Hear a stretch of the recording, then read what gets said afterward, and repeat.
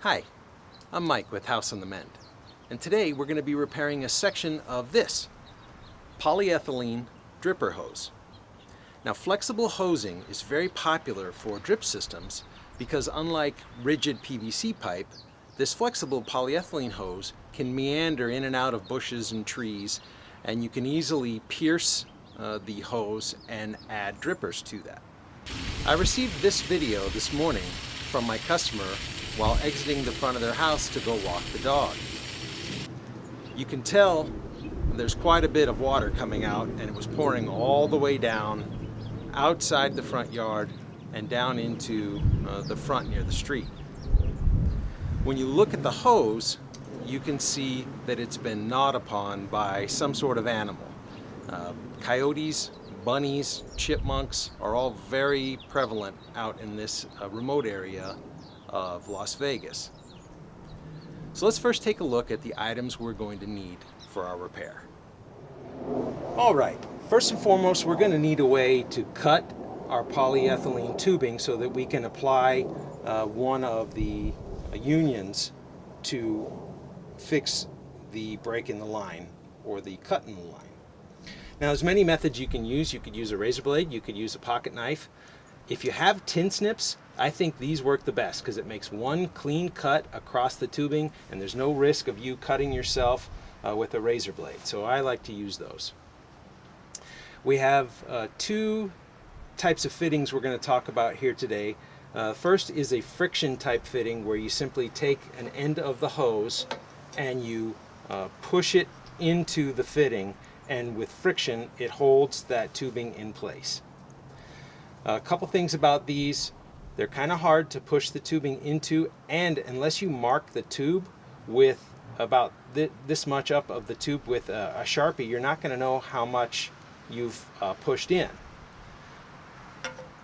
In my opinion, a little easier are these threaded fittings. You simply unscrew these, you push that onto the hose, then push this end onto the hose, and you tighten it down with a threaded little cap. Very secure. You also know you've gotten the right distance on the tube because you can see it, unlike pushing into a blind spot like this. But we're going to use one of each today so I can show you both of them.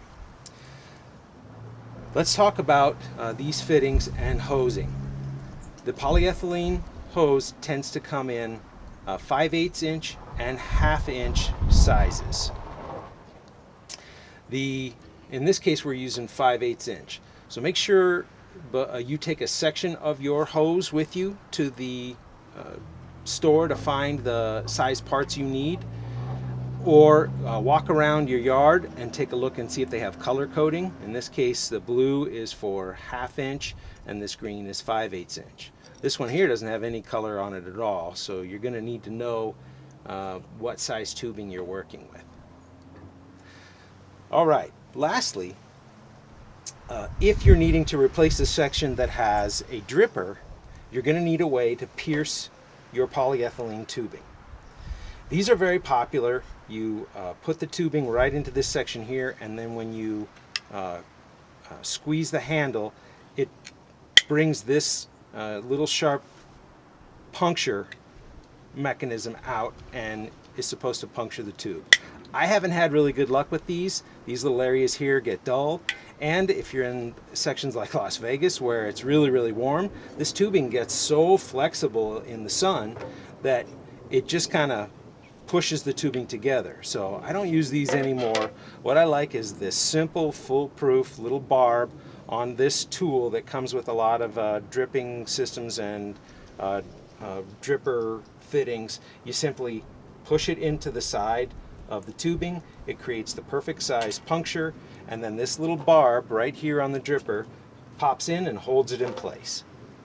For today's repair, as I'll show you in a second, there is no section that has a dripper in it, but I wanted to give you a quick briefing on those as well. All right, let's head over to the site where the damage has occurred to the polyethylene line, and let's get started making the repair.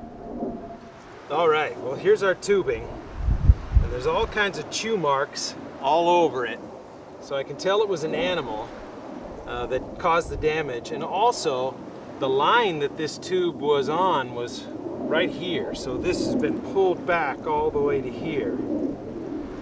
Now, my customer and his dog came and checked everything out, so these muddy paw prints aren't necessarily proof of who did it. But let's first push this back over here for our working area. That'll give us a good idea of what we need to splice. All right.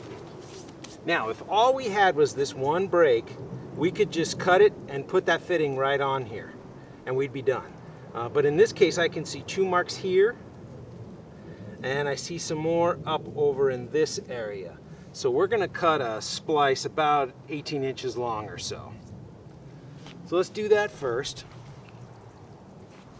I want to check and make sure I don't feel any more cuts or tears, anything like that. I also want to check that the tubing does have some flexibility left. The sun can cause them to become quite brittle, but in this case, there's still plenty of flexibility. So let's make a cut right here. See how I push it on, and then with one cut, it's done. That's why I like using tin snips. Come up here, and the last spot I see with animal damage is right about here. So let's put that in here and make another cut. Now there is our template for the amount of hose we need. I'll measure that up right to here.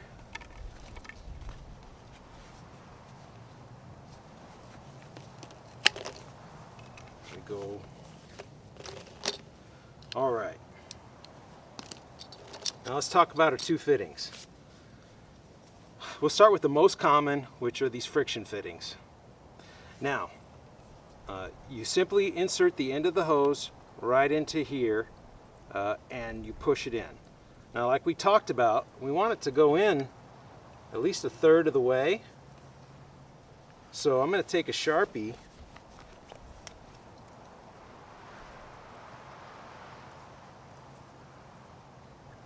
and mark right there so I know how much progress I've made. Otherwise, you can't really be sure. Now, if these give you some issues, you can wet them down in some water because the water will dry, but I would avoid any kind of lubricant because that would ease. Lubricant sticks around a lot longer, and lubricant will ease that hose from coming out. Whereas if you use your saliva or water, it will dry. Let's just try pushing it in here first and see if we can get going, since we have our body to give us some help with. So if you twist and you push, you can start making some progress. Here's our line, so we've come in about half of the way we wanted to already.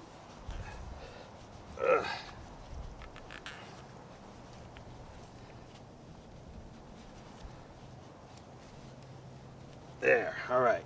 Not the most user-friendly method. Let's try the other one here. You tighten this one all the way down, then slip the hose into it as far as you can.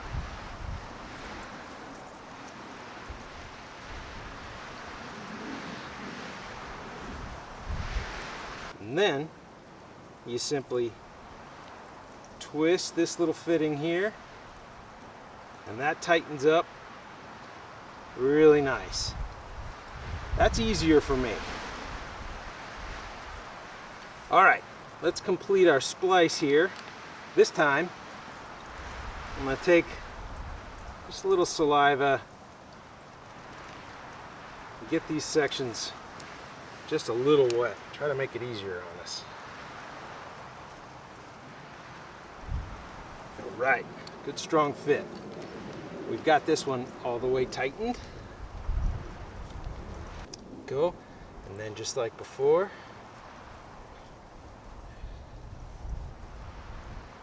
we thread that towards that hose so it really clamps into place. All right, and our splice is done. That's pretty easy.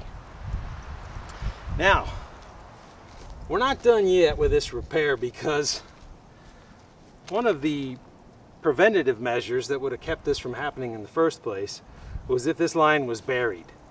Polyethylene line does really well when it's buried. It doesn't have to be very deep, but it does two things. One, it keeps animals from chewing on it, and two, it keeps the sun from deteriorating it. Over time it can become brittle, and that hastens breaks in the line and more work. So we're going to take a pickaxe and we're going to trench out a section here and bury this line as the final part of our repair.